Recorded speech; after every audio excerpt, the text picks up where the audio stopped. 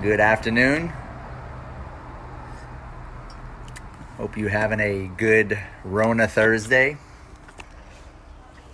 As good as it can get during these Rona times.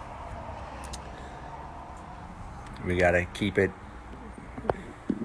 politically incorrect around here or we'll get in some trouble. So I'll use keywords that won't get me kicked off of Facebook. So don't misunderstand what I'm trying to tell you guys sometimes. Another beautiful day, guys. Geez, I see why everybody wants to move to Florida. I see why there's 10,000 people that are trying to move to Florida, at least that before everything crashed. But I had read a study. Let me flip this over. I had read a study that Texas was the #1 state that everybody was moving to. And Florida just passed that up. I think it was like a month or two I read that basically Florida is the #1 place that most people are moving to across the country right now. Like I forget how many thousands of people per day were moving into Florida. And it used to be Texas before that. Please give me a share. Please give me some likes, some love. I'm going to take all you guys' questions. I know I'm always ranting about something. Maybe you want to talk about something specifically. I'll let you guys just ask questions. What's up, Jack? What's up, Ryan? Give me a thumbs up and post a comment. Make sure I can see your comments because sometimes I can't see comments. I might have to bring Big Mom out here to look at her phone. What's up, Steve, Ryan, Jack? Hope everybody's doing good. As good as you can, right? In all these crazy times. What epic times do we live in right now? What's the old Chinese proverb? May you live in interesting times. Geez, I couldn't think of a more interesting time. It's almost surreal, right? Like the whole planet is shut down right now economically.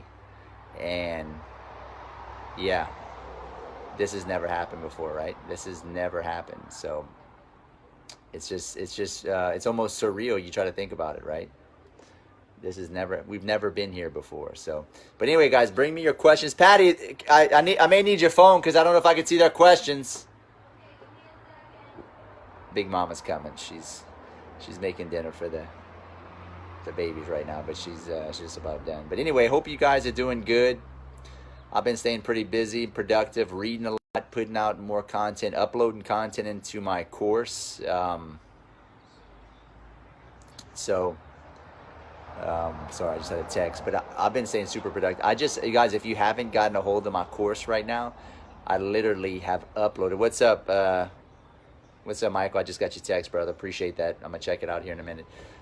I just uploaded literally about 8 hours of new content, and I'm gonna be uploading even more content here. I mean, it's gonna be my course is so robust now on real estate, like real estate investing in general, not just wholesaling. I've got 6 hours on personal development and entrepreneurial skills you're gonna need. I've got modules on being personally efficient with your time, relationships, raising private money. I'm uploading a bunch of content on single-family homes, investing in single-family homes also, if that's what you want to do, because I've done hundreds of single-family homes. I've got content on raising private capital, partnering with people. I'm doing a little small module on short-term vacation rentals, which I have a lot of experience in. I have 3 short-term vacation rentals on the beach. So let's see what kind of questions you got here. Chris just had our baby boy, healthy delivery, baby and mama. Dude, that is fantastic, dude. Congratulations, man. Congratulations on that, Colton. Look forward to talking to you Monday, brother. Michael says, what's your email? Michael, send it to roodsrealestate@yahoo.com. ROODS realestate@yahoo.com. I appreciate that. Anyway, guys, bring me your questions. Bring me what you want to talk about, right? Maybe you want to talk about flipping, wholesaling, investing in single-family homes, apartments, mobile homes, right? Short-term vacation rentals, land development. I've done it all, guys. Now I haven't done a ton of land development. I've only done a couple land development deals, but I've got a perspective on it, right? Or maybe you want to talk about Rona, right? I don't know. Maybe you want to talk about Rona. We can get all conspiracy tin hat foil wearing, if you want to do that too. I know you guys like to talk about that crazy stuff. For all you tin foil hat wearing conspiracy theorists thinking crazy people on my feed right now, because I know how you guys think, right? Let's see. Ed said, how's the solar going? Solar is going terrible, Ed. Everything got shut down, so that's on hold. That's not even in the wheelhouse right now with everything that's going on. It's not necessarily that's not a necessity, right? I mean, that's why you got to pivot, guys. Like, you got to be in a business that is it's a necessity, right? It's not a non-necessity. Like solar panels, dude, who's going to spend 30, 40, 50 grand on solar panels right now? Dude, everybody's worried about getting their next meal, food, water, clothing, shelter, right? It's kind of like, it'd be like selling boats and four-wheelers and freaking campers right now. Like, dude, who's buying that right now? Nobody. It's not a necessity, right? So that's why you got to be diversified, man. You got to be super diversified. Jordan says, what do you think is going to happen to the single-family home market? Are we entering a buyer's market? Jordan, absolutely. I do think we're, do I think we're going to, if they release everything May 1st, like for most of the states, I think we'll rebound pretty quick. I mean, you can't destroy 10 to 12 years of massive massive economic growth, massive economic development. We've had the longest bull market in world history, 12 years straight. You can't destroy that in 2 months, right? Shutting down the economy in 2 months. Now, if we shut down the economy, and plus they just pumped $2.2 trillion in the economy, so it's like they kind of pumped everything up. But if we go another, say, 30 to 60 more days of this without either pumping up, giving us more money, giving the whole, I didn't get any of that money, but pumping up all the economy up, then yeah, we're going to see some massive hurt and pain in the marketplace with single family homeowners. However, that's going to take probably, to really see it, I mean, look, it takes 6 to 8 months to foreclose on a house sometimes, right? So it's going to be a while, right? It's not going to happen overnight. For you guys thinking, oh, the economy's crashing and there's going to be deals everywhere, dude, it ain't going to be like that quick. However, I do think that this is a wake-up call for a lot of Americans. I think the marketplace and the economy will pull back some. Even if they release everything to go back to normal, I think everybody's going to have a wake-up call and say, man, I need to be a little bit more conservative. I need to save a little bit more money. Maybe we're not going to go out to eat as much. Maybe I'm not going to buy a vehicle every 2 or 3 years like I've been buying. Or maybe I'm not going to splurge as much on, I don't know, hunting supplies or fishing supplies like I used. Maybe I need to live on a farm and grow my own. Yeah, or like me, Big Mama been thinking maybe we need to just buy from some farmland and with a creek in the middle in the backyard and a big herd of cows and pigs and goats and freaking live off the land like a bunch of rednecks. I mean, I am kind of redneck in a sense, right? Not far from it. Not too far from it. What was the last question you read? About single family homes. It was a guy named I forgot. There was something about accident. What I thought about the single family home market was going to do. How's the solar project going? Already answered that. Okay. What's the next question, Big Mama? This ain't a REA question, but if we don't open back America, we all will have tons of questions. Open America back up. Agreed. Yeah, I mean, look, if they don't open up America, guys, geez,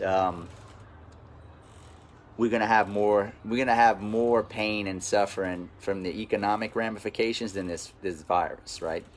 Guaranteed. You start seeing bankruptcies, you start seeing businesses go under. Look, I've already had one business that it just pretty much took out, right? The solar panel. It just took out my solar panel business, right? So divorces. I mean, I've already beat her up 2 to 3 times since this happened, and I've already called my attorney and told her, like, dude, be on the lookout, get the paperwork ready. It may be soon. Yep. Right? No, but seriously, like, think of all the I mean, most people divorce over money, right? Yes.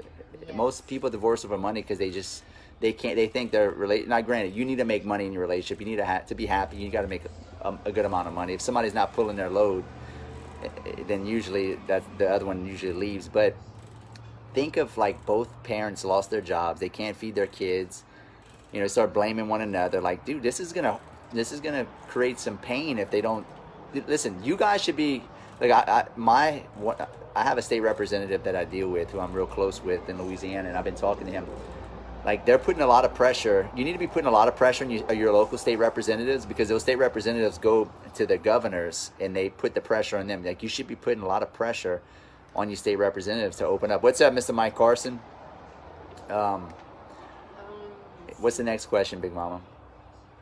But hopefully they open this thing up, because if they don't do it, if we do another 30 days of this, 60 days, like there's going to be hell to pay. Like there's no way people are just going to keep staying in their house, not going to work. It's like saying you can't, who the hell does the government have the right to tell us that we can't go out and provide for our family and survive, right? It's like trying to say, hey, I'm going to give you a license to survive. You're not allowed to survive because I say so. Now, Trump just went on the air while you were doing your Okay. stuff. What did he say, Mama? I didn't listen. I caught the back end because I was cooking. So, if anybody wants to give us the cliff notes because we missed it. Anybody have the cliff notes on what Trump just said? I'd be interested to say, did he say that he has a date? I mean, in my personal opinion, I think he's leaving it up to state. Yeah, I did read that. They're leaving it up to governors. But like, why are we generalizing across the whole country and shut down the whole country when we only have like 2 hot spots? What is it, New York and New Orleans? Oh, and you know what I did catch? That they started associating it with the flu. Okay. So, because even somebody else noticed that too, like... They're associating the virus with the flu? Like the flu. Well, I mean, it is. It's just another strain of the flu. It's just another strain of the flu. They want to associate it. Yeah, yeah. So, yeah, guys, this is interesting times we live in, right? It's. I don't know, like, how do you even prepare for something like this? I know that for us, like, I'm really like, I've been telling my wife for years, hey, listen, because I store up food, like I'm a prepper, right? And I've been storing up food, and she thought I was batshit crazy all these years. Now she thinks I'm a freaking genius, right? And I told her, I said, listen, you've been clowning me all these years. Guys, you better get storable food, water filtration systems, and just basic necessities. Like, you don't know what could happen, right? Like, what's next? A freaking meteorite's going to hit the earth? Fuck, I mean, geez, I mean, with dinosaurs going to come back? I mean, dude, who would have thought this would have happened? Except for Bill Gates.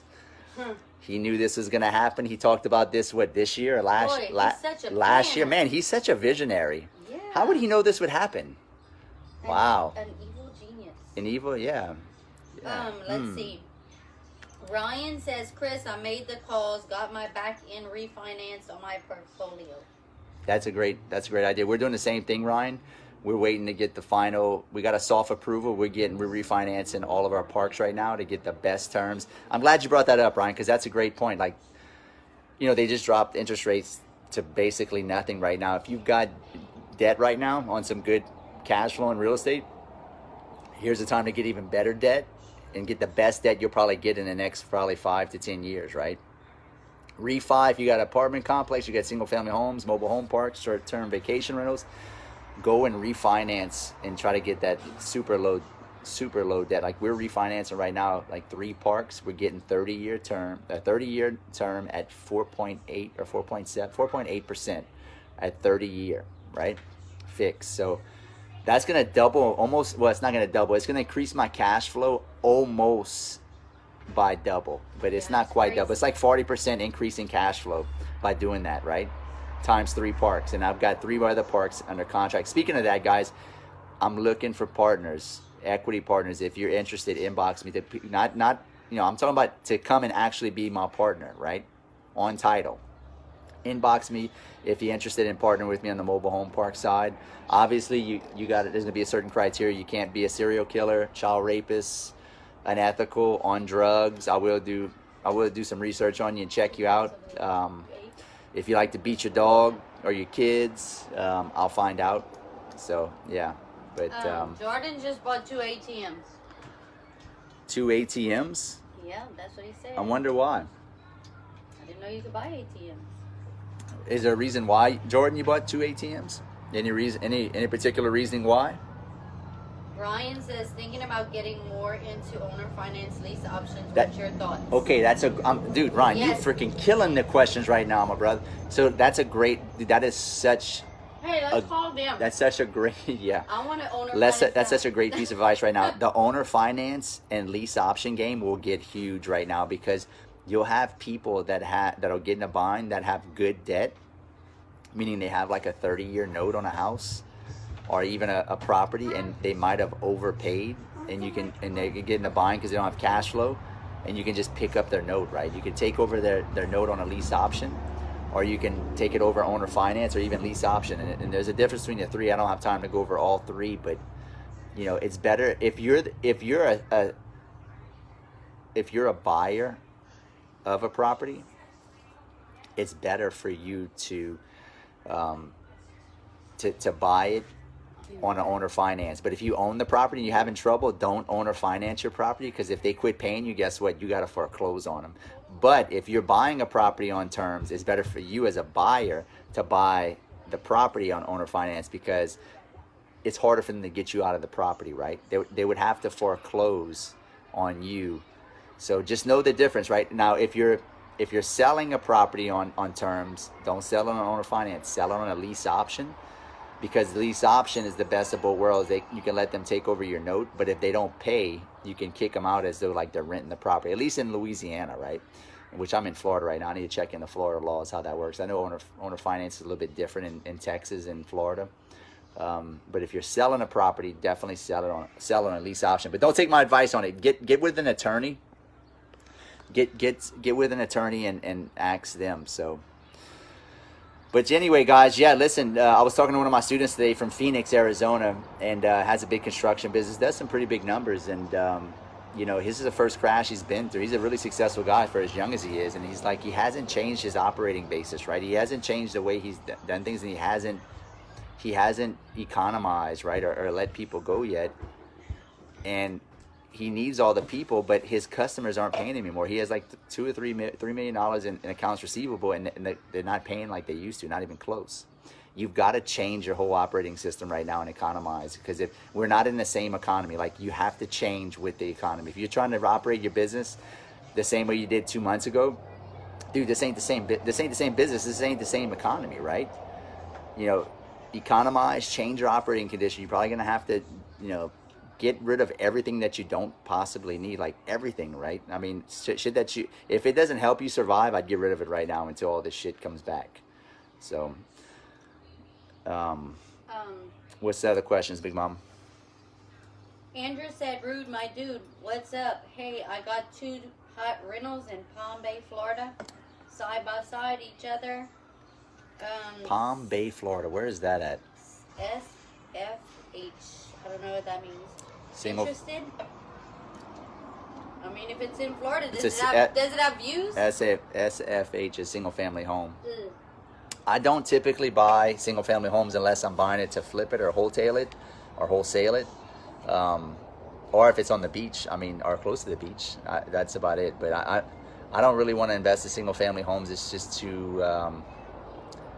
I'm not saying I won't buy a single family home to keep as a rental if I get it for cheap enough and I don't need the cash at the time. If I got a lot of cash and then I would keep it. But it's got to be brick on slab. It's got to be a newer construction. Otherwise, you know, I played that game of investing in older single family homes and renting them out. It becomes a money pit. Like it just, if you buying these 40, 50, 60-year-old single family homes that are wood frame, it just, man, if you don't fix them up like and just redo the whole thing before you rent it out, you get call after call after call, and they just eat your lunch. When they trash it, it's just, yeah. I like the mobile home park play because it's a box. It's like a cardboard box. If they trash it, I could fix it for relatively cheap, right? So. George says, our markets are much different, but what are you seeing from your buyers? I'm still selling. I mean, all the deals we put in a contract, we sold. You're just gonna have to get it for cheap enough, right? And you're gonna have to readjust your wholesaling business because of the fact that your cash buyers are not the same cash buyers they were 2 months ago, right? Your cash buyers 2 months ago were chomping at the bits for your deals, and now they're like, they're scared. They're pulling back. So you need to make sure that you're getting deals in a contract really discounted, so that you can actually sell your deals to investors at a super discounted price that they'll feel comfortable with. Because otherwise, man, Are you putting more due diligence period longer? I am. I absolutely am, because the banks are. If you know, some of these investors I deal with, they don't pay cash all the time.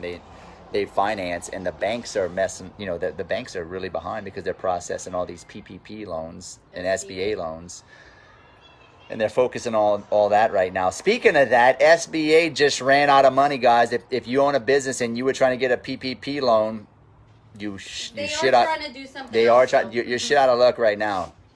If you're trying to get payroll protection plan loan, I think that's called. I think the acronym is payroll protection plan. I was just told by my banker the SBA just ran out of money. They ran out of money this morning. Now he did say that they're trying to get some more federal money. Yeah, they're trying to get it from a different source. A different source, but you know, guys, I mean, at the end of the day, you know, you can't wait on these things. Hopefully they release it.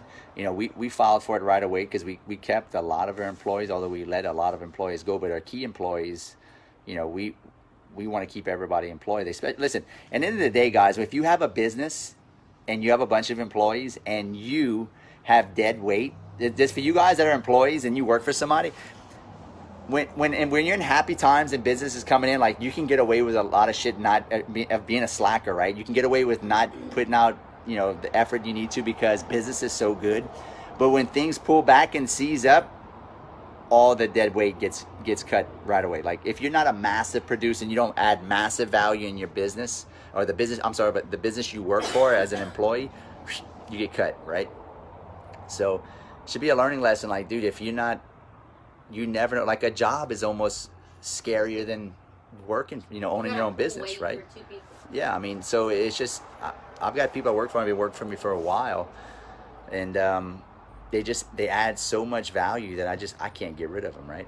You know, and that's how you should operate as an employee, right? You should become an entrepreneur, right? An entrepreneur is somebody that they work like they're an owner, and they provide so much value to the business. They're indispensable. The business can't run without them. And I've got a few of those in my company, right?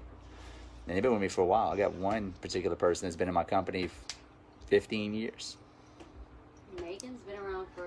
How long is Megan?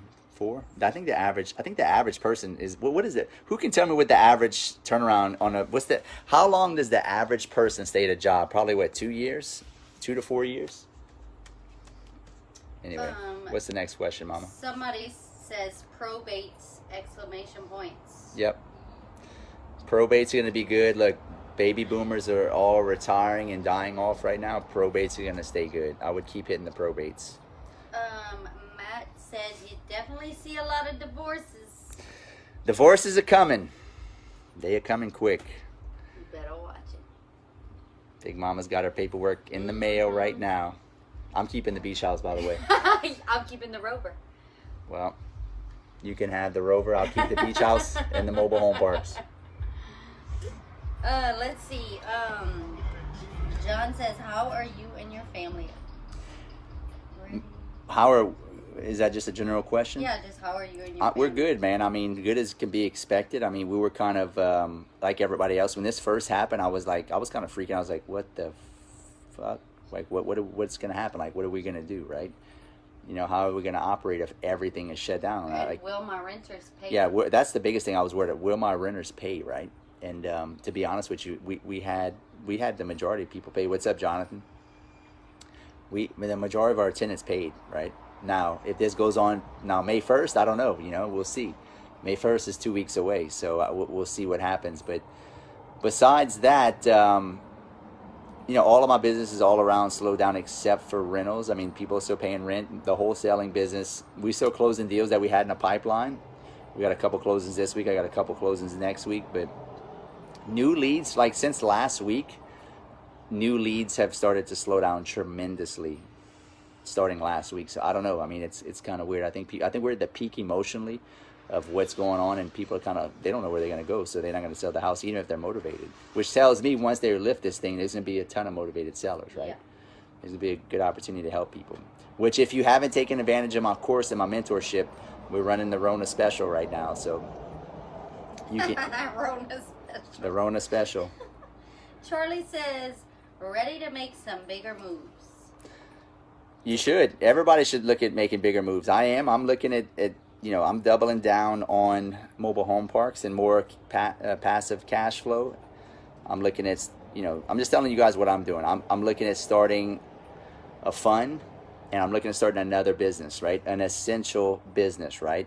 And that essential business, I'm looking at HVAC, right? Because it's already in my wheelhouse. It's just a service. What is HVAC? It's a service provider for real estate. I'm already in real estate, right? I know how much money I spend in HVAC services every month with all my rentals, and I'm like, dude. And Patty, how long have I been talking to you about getting into the HVAC? How long have I told you if I could do it all over again, I would have started an HVAC company? About 5 years. Yeah, about 5 years. I've been telling them we should have started an HVAC company when we were kids, along with the real estate. I would still do the real estate. Real estate is the golden goose, but I'm telling you that you want to get into the basic necessities, right? Food, water, clothing, shelter, right? You should have more than one business. You should. That's what's helped me. Like the way I was able to make it out of the last couple of recessions is that I had more than one source of income. I had multiple sources of income, right? When I had my mechanic shops, like I wasn't just I call it quick lube shops. It wasn't just quick lube. Like we had a full service mechanic shop.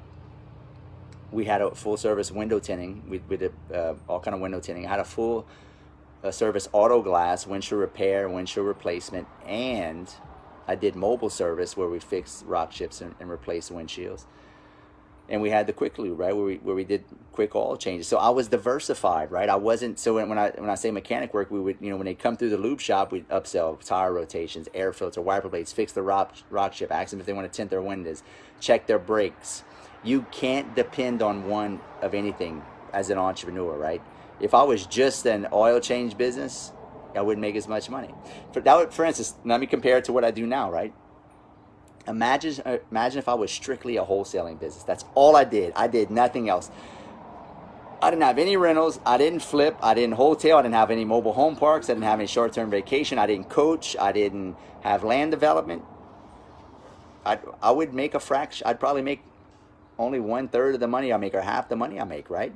Why would you want to be just one of something? Now, I'm not saying get out of your wheelhouse or doing all kind of crazy different things. Everything I do is real estate related, right? Just like when I was in the auto repair shop, it was all automobile related. It's like having a wheel with different spokes, right? Wholesaling, flipping, wholetailing, mobile home parks, apartments, coaching, land development, right? You see, short-term vacation, it's all on the same wheelhouse, but it's different spokes, it's different flows of income, it's multiple flows of income, right?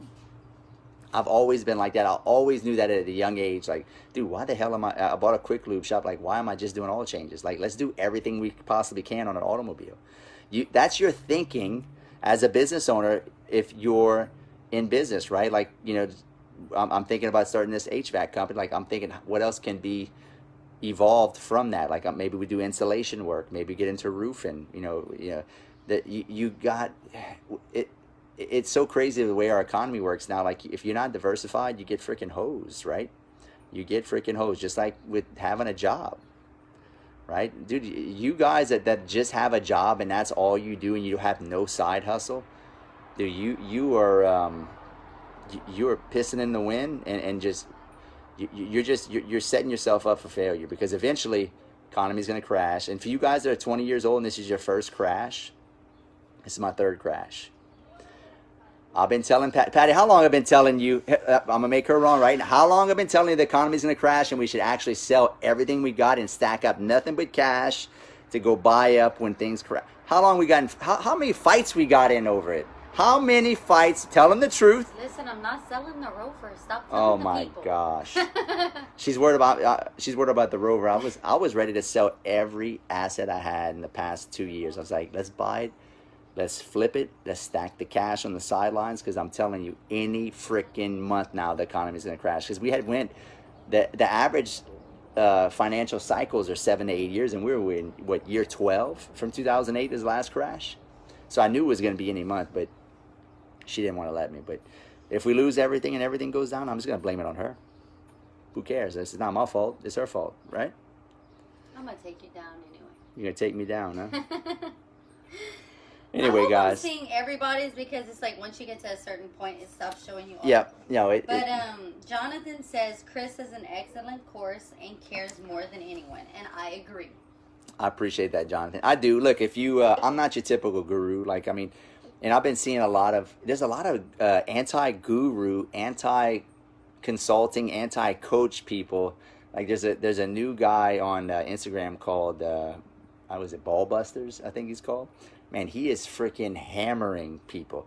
Hammering, Grant or Cardone's hammering all these other coaches, anybody that's trying to sell stuff, just hammering people. It's saying that it's all scams. Listen, dude, if any of you cats try to think that you're gonna come after me, I'll come to your fucking house. Like, I'm from South Louisiana. Like well, I mean, they can't get dirt on you. No, there's no dirt to have. Like, I was watching some because I started seeing some of the stuff he's put. Like, he's there like going after people like crazy shit. Now, you may better go after people that are like faking it and really like coaching and not actually doing what they're coaching. But dude, you don't scare me. Like, and I almost posted something because I was aggravated. Like, he's just going after people that are helping people, saying that they're scamming all kind of people. But anyway, I'm kind of digressing. But you gotta, dude, the haters. Listen, in good times, everybody's happy, right? Everybody's making money. But in the down times, everybody starts getting like ugly. Like, people are getting ugly right now. If this thing continues, it's gonna get really, really ugly, right? But guys, at the end of the day, like, you should not want anybody to fail, right? I'm seeing a lot of posts of, this and that, and people wanting other people to fail. Like, dude, come on, man. Yeah, somebody mentioned that down here about Cardone. About what? About Cardone and how, let's see. Well, I mean, it's look, I mean, Ernie said something. Hold on, let me find it. People are being really ugly about, like, just anybody. Like, dude, if you don't like Cardone, that's fine. I mean, geez, don't you? It's not showing me what. They freaking trying to slaughter him online. Like, First of all, he was joking. Yeah. It was obvious. Which you talking about his last post about him saying, yeah, like, yes, all the people saying he went about. bang. Yeah, he was just, dude, if you know. We know Uncle G, like, he jokes, right? He jokes a lot. So, well, Ernie said you were joking about beating your wife or something. He said, yeah. You better watch out because exactly. He was joking, and now everybody's taking it serious. Exactly. Yeah. Now I'm gonna have a post now that Chris Rood beats his wife and he's a child molester and a wife beater, right? Dude, come on, man, get out of here with all that dumb shit. But anyway, hope everybody's doing good. Marcos has a good question. What's up, Carly? Marcos says, how are you staying productive through all the negative? Do you have any advice for small business owners? I'm going to answer the first one. How am I staying productive through all this? All the negative, yeah. Man, I'm just producing, right? I'm constantly, listen, all of you guys at home right now have anxiety, right? Because you're sitting still. I try not to sit still. Patty's been with me long enough. I don't sit still. I'm the same way. I don't like to sit still. Anxiety, listen, write this shit down. And this is from me. Anxiety cannot catch action. Listen what I just said. Anxiety cannot catch action. When you're in motion, you're not going to feel bad. Like, it's to get started, right? You sit down and you stop. What happens is everything catches up with you and you start thinking about your problems, what's going on. Stay productive, produce, create, happiness, execute, is doing this. Action. Happiness is in the doing this. Happiness is getting shit done. Before I came on this live, where have I been the past 2 hours, Patty? Working out. Well, walking. Well, no, I just came upstairs. Oh yeah, you lied. Content. Creating content. I went for about a 1.5 mile, 2 mile walk with my son, and jogged. Then I came back and worked out. Then I took her for a walk. And then I went upstairs for 1.5 hours, and I created more content to put in my course. And then now I'm down here. I'm giving you guys content, connecting with you guys, trying to, keep good relations with you guys. I'm just staying busy. Like, there's always something you can do. Like, don't think there's nothing you can do. And then before that, what am I doing? Late last night, I was on the phone with a guy that I'm looking to partner up with on a HVAC company. I'm putting shit out there. Like, I don't want to sit still, because if I sit still and I stop moving, I will start worrying about what's going on with the economy, what's happening with, the U.S. where, there's just nobody spending money hardly. I'm going to worry about shit, right? Only focus on what you can control. I can't control the fact that, 40-50% of Americans are not working right now. I can't control that shit. All I know is I can control my personal environment, my personal economy. I know I can put out content. I know I can work out right here. I know I can, make sure my kids are consuming the right content. I know I can beat my wife. I know I can, you know, slap her around if she's not massaging me and taking care of my basic needs as a husband. Stay busy, guys. Stay freaking busy, like, and you won't worry as much, right?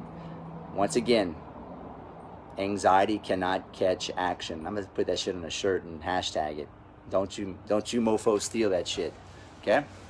Charlie said his plumbing business is growing through this. Exactly, of course it is, because it's a necessity. That's why, dude. You know what's sad is, like, I'm putting my kids through this course right now called Kidpreneurs, and it's a fantastic kid entrepreneurial style course. And what happened to the basic necessities? Like, we've got what, $1.6 trillion in student debt with college right now, and most of these kids can't even go to find jobs, right? Because they're not teaching them a real skill. There's no skill sets being taught in college hardly, besides specialization like nursing, engineering, attorneys, doctors. But all these freaking liberal, what's these degrees that they're giving out these days? Liberal arts, general studies, business, marketing. Like, dude, how are you supposed to get? Dude, what happened to the basic stuff? Listen, they need to go back to the basic. They need to start teaching kids. Stop pushing everybody to go to college, because it's a scam. Not everybody needs to go to college, right? College is a big racket, guys. Let's call it for what it is. College, they need more technical colleges. We need more mechanics. We need more electricians. We need more plumbers. We need more carpenters. We need more HVAC people. We need more machinists. We need more skilled labor jobs that can create a middle class again, right? That's what I just said. We need more skilled labor to create more of a middle class, right? The healthiest economy we ever had was through the 50s and 60s, where the middle class was so beefy. The middle class was so wealthy. We had such a huge middle class. It's because everybody had jobs making, like, good income to support their families, right? Now we either have a really good job or we have a really shitty job, and the in-between jobs are just dog shit, right? And we have so much inflation. You know, the dollar doesn't go half of where it used to go, 20, 30, 40. I'm only 40 years old. I'm 39. But, dude, I mean, I remember when I was in high school, gas was 75 cents, right? I mean, we have so much inflation. Why? Because we keep printing money. Dude, I don't like, let me give you guys a prime example of what's bullshit, right? I've been buying my wife since 2007. We always loved the Z71 Tahoes. We always got a brand new Z71 Tahoe. I remember in 2007, I bought her a brand new, fully loaded, leather interior, Z71 four-wheel drive, black, beautiful Tahoe, right? I paid $32,000 for it. In 2000, we kept it for 5 years. In 2011, that $32,000 Tahoe, I bought her another one 5 years later, brand new. Went from 32 to like 41. And it was a piece of shit. And they changed the transmission, right? Yeah. I'm trying to give you guys a relation of inflation, right? Then another, I think that was 2011, and then in 2014, I believe 3 more years later, I bought her another one. So it started at 32, then it went to 41 or 42, and then I bought her another one 3 years later. It was 48. And okay, so that's 2014, and then I bought her another Tahoe. I think in 2016, I bought her a loaded out Z71 Suburban, and that thing was like, it went from 80 grand? No, it wasn't 80. It was like it was like 7. 76? It went from 48. Now, granted, it is a little bit longer. It went from a Tahoe to a Z70 Suburban. A Tahoe to Suburban's longer, but the last one we had bought was 42. So we bought a Z71 fully loaded Suburban, and that thing was like 66,000 or 62,000. And 2 or 3 years later, and then in 2000, and then we got a 2019 Denali. I bought her last year, fully loaded. Dude, that thing was $82,000. So what? I mean, and so what? Another 20 years, it's going to cost $120,000 to buy a basic Tahoe or Suburban. Like when basic. But it's not basic. I'm just saying it's not a luxury. I mean, I guess it is to a degree, but my point is, think about how much every 4 or 5 years it costs $10,000 more to get the same freaking vehicle you bought 3 to 4 years before. So what I'm telling you is, we're in 2020. I just bought a Denali last year. I think we paid what, 75, 80,000 for it. Oh, it was 80. I think it was 82. Yeah. So what? When I go to buy another vehicle 3 to 4 years from now, it's going to be 95, and then another 3 4 years from now, it's going to be 105, and then another 3 or 4 years, so that'll make it 10 more years later. It's going to be 100 and it's going to be 115 for a basic GMC Denali Suburban. Like, when does it stop? Right? What? How much more inflation can we get? You see, guys. So like, there has to be, like, there's no way things can keep the inflation rate. Now, I say that there's no way. What I'm telling you, it's going to keep going up because we keep printing money, because the money supply keeps getting higher and higher. They just printed 2.2 trillion. But what I'm saying is that the cost of goods are getting, and services are just exponentially. The cost of living is getting ridiculous. I mean, that's one of the reasons why people aren't having as many kids, right? In Japan right now, women can't even find men to want to have sex with them, because the men are too scared to have sex because they don't want to have babies, because they can't take care of them, because they don't have, their jobs are so bad. Man, I need to move to Japan. What's that, Patty? What? You said you want to move to Japan. Yeah, she's got issues. She's always trying to seduce me at night and stuff. But anyway, but what I'm saying is, like, the cost of living, like back in the 50s and 60s, where the middle class was really, before we got off the gold standard, you know, we got off the gold standard, I think in 1971 or 73 with Nixon.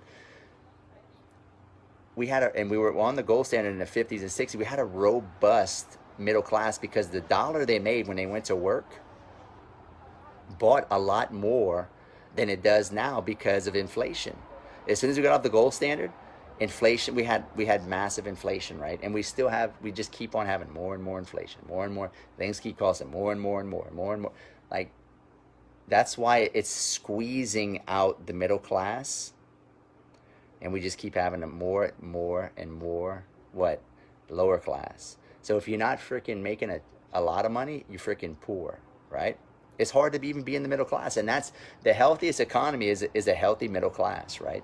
So anyway, that's my 2 cents on what's going on with the printing of all this money, because there will be some long-term ramifications for printing $2.2 trillion. Yeah, I know everybody's getting a check, but what is the long-term effect of printing that and pumping it into the economy, right? Call us a question, Chris. Okay. How honest are you with numbers when you make an offer? Example, do you tell them your profit after the burn?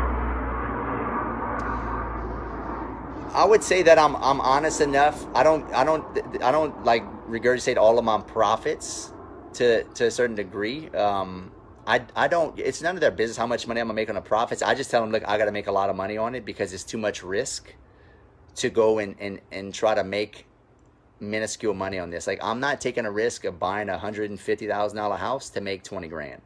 It's too much risk right now. Too much time. And too much time. I don't get into, look, sometimes I'll break down the numbers for them, and I'll tell them, like, these are the possibilities that can go wrong, but I got to make a minimum. I usually tell them I got to make a minimum. If I'm going to flip a house, especially if I'm going to close on it and fix it up, I got to make a minimum of 30, 40 grand. Minimum.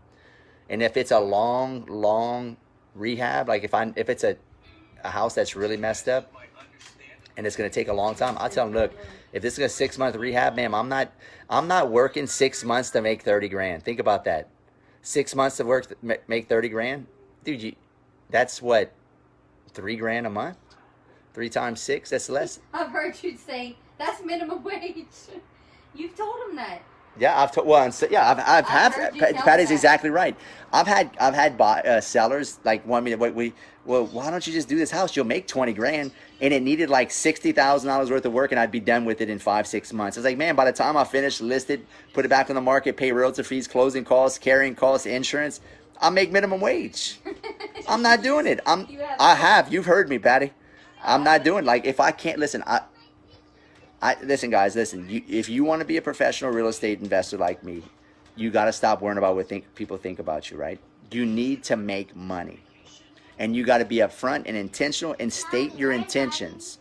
State your intentions and tell them, hey, I'm not a full retail buyer. I'm an investor. I got to make a lot of money.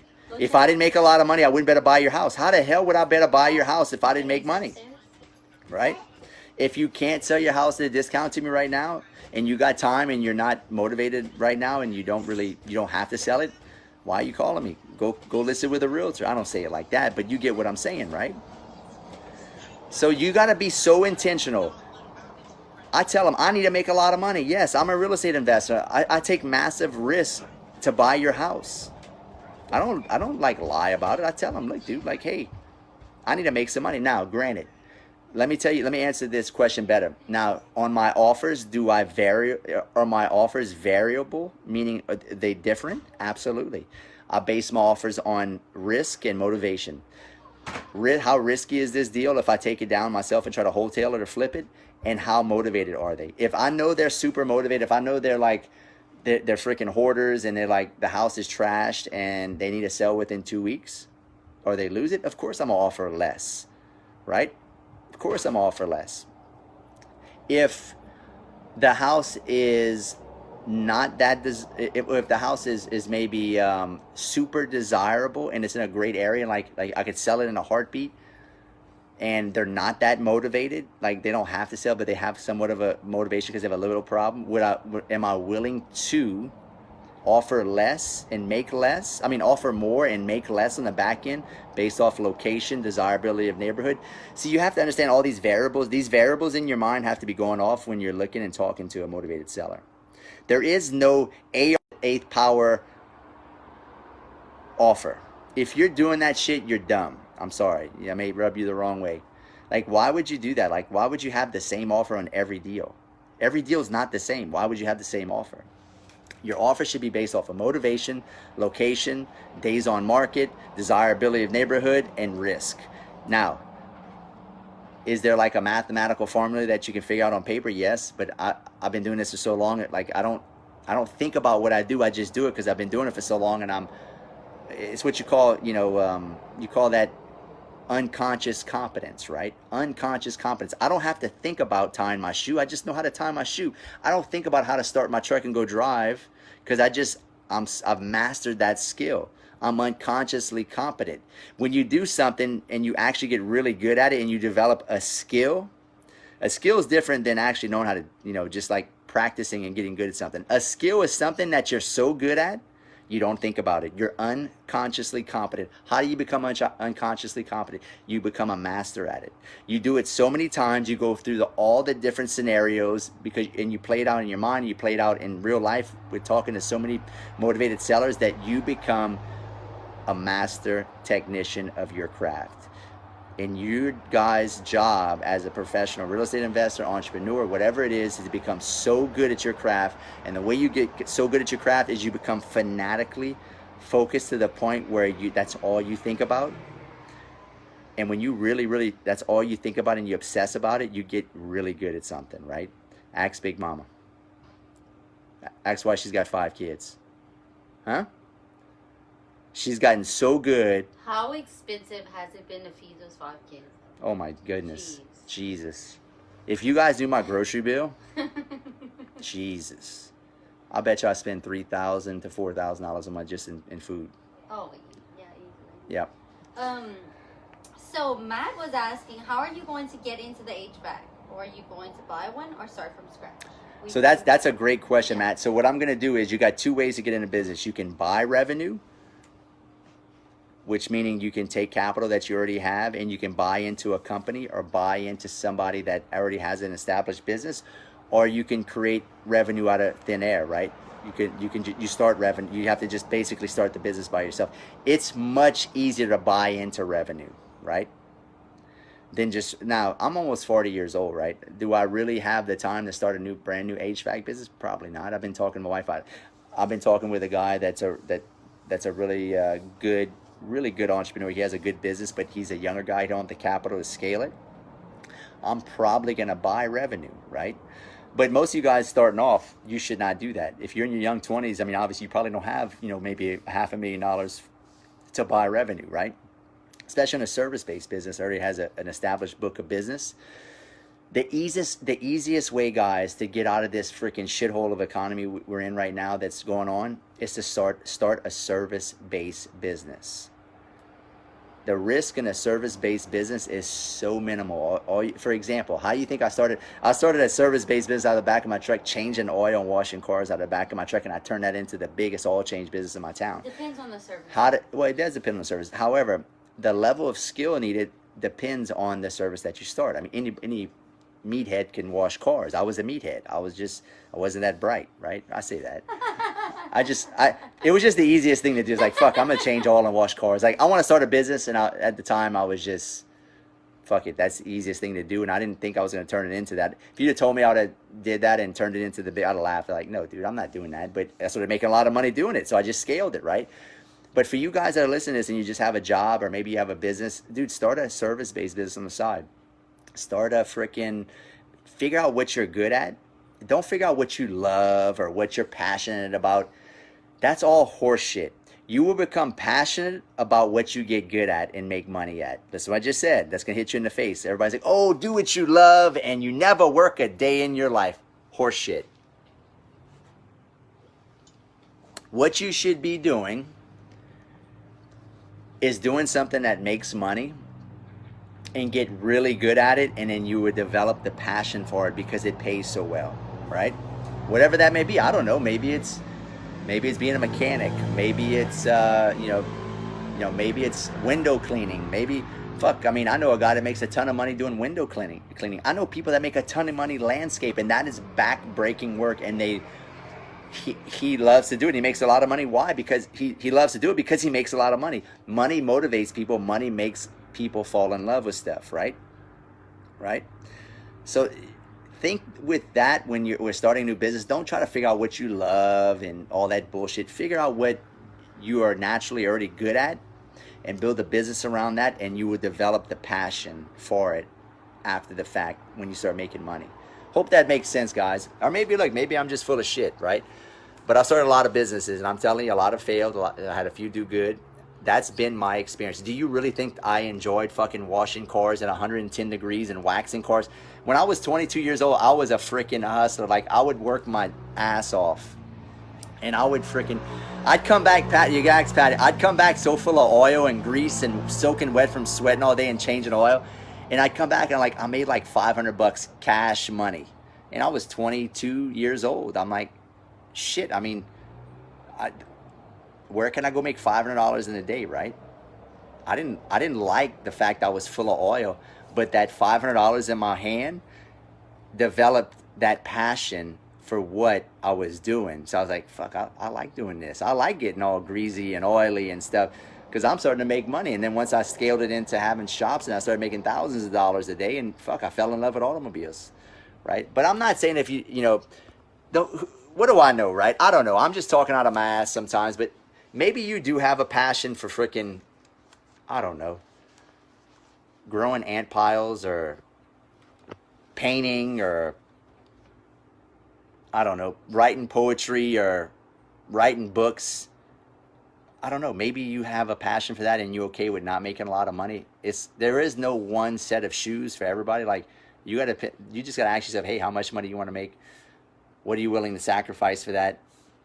And what kind of life do you want to have? I know that I wanted to make a lot of money. I know that I wanted to do well. I wanted to have a big family. I wanted to have a hot wife. I wanted to have an amazing life, right? What happened to the hot wife? I'm still looking for her. But you get what I'm saying, guys. So I create my life around my vision, right? And so my vision is not your vision. You're just on here because maybe you saw this live. I don't know.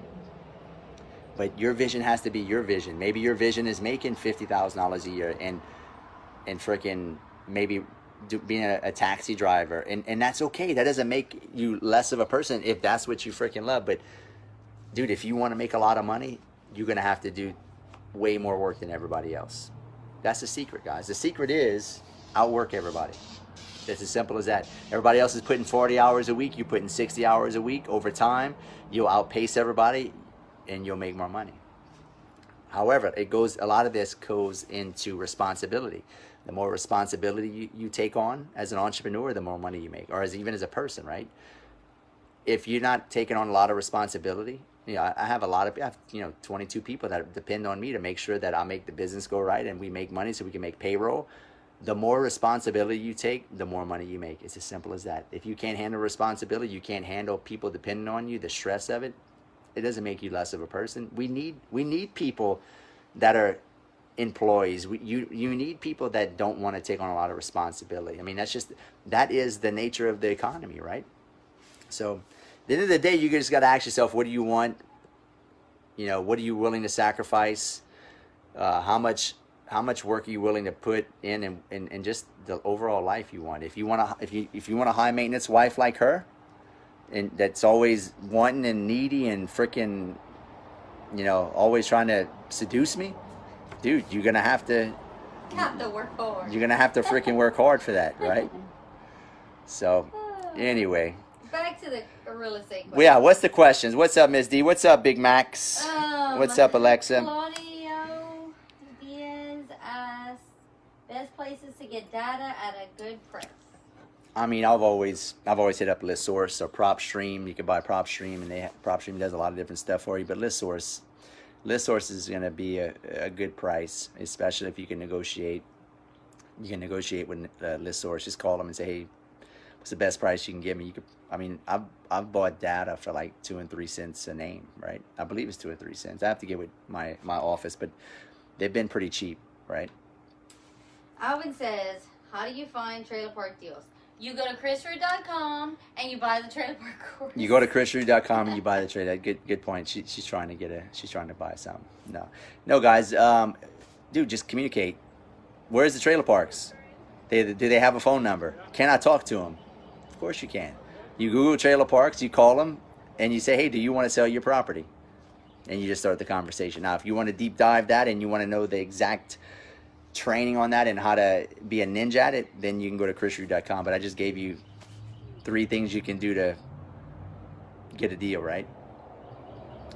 Is there more to that? Absolutely. You're going to have to negotiate. You have to know your numbers. You got to know what you're looking at. You got to know what to offer. I mean, if I sat here and told you exactly how to do all that, I'd be here for 2 hours giving you a bunch of free information on how to find a park. But dude, just call a park or an apartment or whatever property you want, and just talk to people, communicate, find a motivated seller. That goes for businesses too, guys.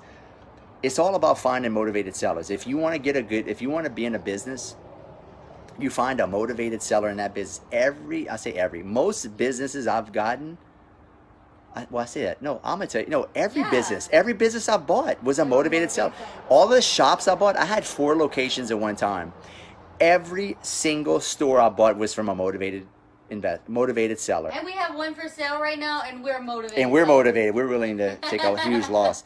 But I mean, look, I remember the first shop I bought. The guy, it was off of Mall Street in Lafayette, Louisiana. The first shop I ever got involved with. The guy leasing it was not paying his bill, and I went up. Well, first of all, I went to him to say, "Hey, man, you want to sell this shop?" He's like, "Yeah, give me $350,000, but you're gonna have to pay. You're gonna have to pay the lease too." And I had gotten wind that he wasn't paying, or he was giving his landlord some trouble. So I skipped him. I went straight to the landlord, and she ended up kicking him out and giving me the lease. Right? She was a motivated landlord wanting to get rid of the old tenant because he was giving her trouble, and I guess how I got my first shop. Now, I rented it for 5 years before I bought it, but she was motivated. Then Johnson's, the next store I got, which was a phenomenal location, one of the best areas in my town. I just made calls. I made calls to that particular store, trying to talk to somebody, trying to just buy it out, because I wanted to expand. That's how my mind thinks, expand. And come to find out, the owner was on freaking drugs. And he was going through a divorce. He was going through a divorce, wasn't paying his taxes. So what did I do? I freaking stayed on him. I hammered him. I talked to him over and over again, and I offered him. Now, and he was motivated. He had to sell. They were about to take it away from him. So I'm telling you all this, guys. And my third store I bought was another motivated seller. Like, the guy bought it, and he was a super wealthy guy, but he realized he didn't want to be in the oil change car wash business. And he paid like $1.9 million for this property. He built it from scratch, and I bought it from him for $1.3. A big old beautiful car wash and oil change that I still own today. But what does it boil down to? Motivated sellers, right? Find a motivated seller so you can get a good deal, right? You want to find good deals. That's the whole principle of being an investor and entrepreneur, right? Being able to buy good deals and recognize good deals. The way you get good deals, you find a motivated seller. Hope that makes sense, guys. Robert says, what are your feelings about the stewardship of finances, land, and customers? Dude, you're going to have to speak more basic. I'm from South Louisiana. I was about to say stewardship. Stewardship, I've heard that word before, but you're going to have to enlighten me. What is let me stewardship Google. is, I've heard that word before. Like, and I've looked it up, but is that like being a good steward of something? A job of supervising or taking care of something. Ah, okay, being the boss. Organization of property. Gotcha. Okay, so repeat that question now. So, what are your feelings about stewardship of financing, land, and customers? I don't know. I don't have an opinion on that. Next question. If I could do it over again, I would have a house painting business. As a kid, I would have made bank, and it's easy. Absolutely. That's yes, a good so dude. Painting, like, dude, we just repainted this house. It was what did it cost? $16,000 they charge us just to paint the outside of the house. Stories, no, it is three. Yeah, it's 3 stories and it's got a mother-in-law suite, but still $16,000. You get a crew of 2 or 3 people, and you paint it yourself. It might take you maybe, I don't know, maybe it takes you a week or 2. You make 16 grand. Like, dude, the money is in the service business, right? And paint is cheap. Paint is cheap. The money is in the service business. If you're going to start a business and you're struggling right now, you're like, fuck, what am I do right now? I lost my job. Start a service-based business, guys. Painting, a lawn service, landscaping, mechanic, window cleaner, car wash. I mean, all these different, plumber, electrician, HVAC. There's so many different things you can do. And if you're not a skilled laborer, like, dude, you can wash a car. You can landscape, you can cut grass, or you can paint. You can learn. Go you YouTube, can learn. Go Google it. I mean, it's easy. Yeah, I mean, you can do it. I mean, there's if you want it bad enough, you'll figure it out, right? So if you're not skilled, maybe you're not like a mechanic, or maybe you're not a electrician or an HVAC guy. Get into a business that's, dude, the money is in the hard shit, right? Dude, landscaping, there's so much money in landscaping. So much money. Yeah, you owe me. I just landscaped. Look what Big Mama just did, by the way. Big Mama just landscaped. You owe me like $3 grand for that. Look at all that. Look at that, guys. All that color. I paid her out in dividends the night before. But I mean, she did a good job. But the point is, guys, the money's in the hard shit that most people will not do. Be willing to do the hard shit, and you can make money, especially in this economy. Just, dude, people are freaking lazy. Like, most people are lazy. Most people don't want to do any work. They want to do the easiest thing and make the most money, right? What's that old saying? The lazy man works the hardest, right? The lazy man works the hardest. So the way to get out of work, guys, is to get into a lot of work. I never had a problem getting into a lot of work at a young age. I still don't have a lot of problem doing a lot of work.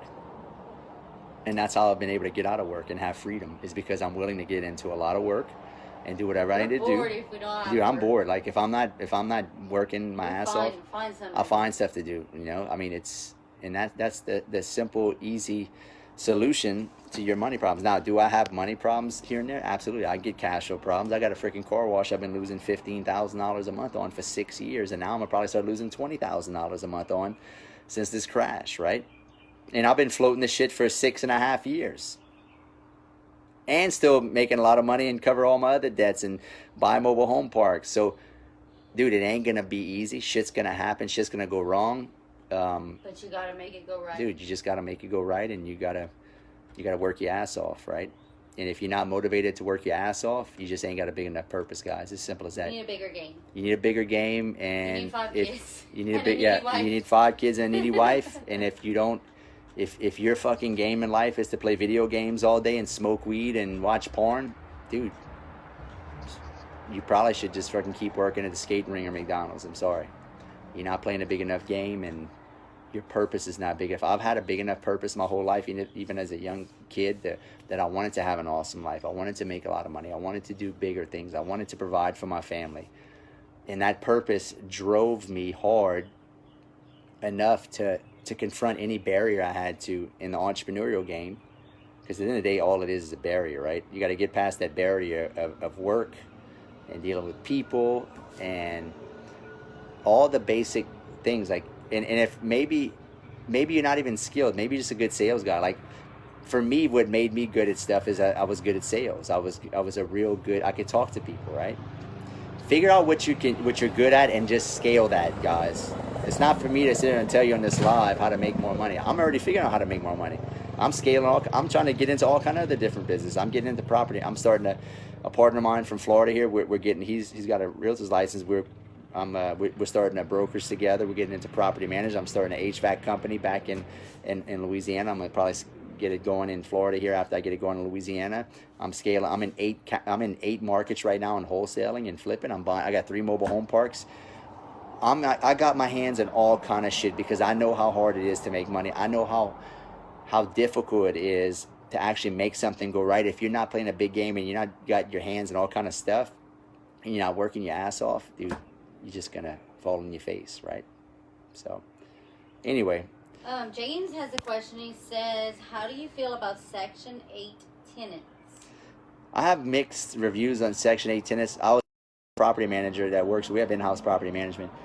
She's actually been I have a property manager at a park I own in Florida. She's actually trying to get all the Section 8 people out because they're nothing but trouble. Because it's a handout mentality, and they don't even, like, if their Section 8 voucher is for $700 and the rent's $800, we can't even get them to pay that $100, even though the government's paying their $700. And they always end up trashing the place. They always give it, not in every scenario. So I don't know. I've had good and bad experiences with it.